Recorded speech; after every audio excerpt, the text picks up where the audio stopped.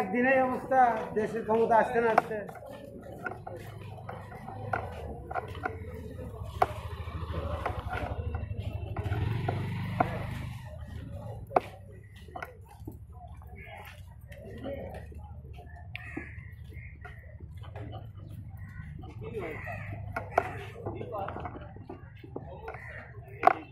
আর কি সমস্যা? আপনার এই চড়া হওয়ার কারণটা কি?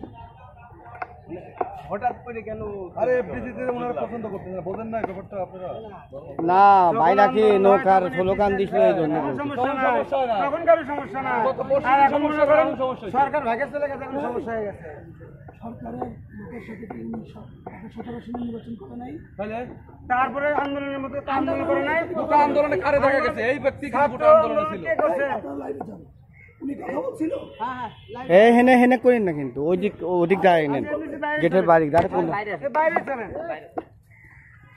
ছাত্র আন্দোলনের মধ্যে উনি শাহবাগ থেকে সব জায়গায় ছিল। এটা না হিরো আলম কি প্রযোজনা করেন নাই এই চলচ্চিত্রে?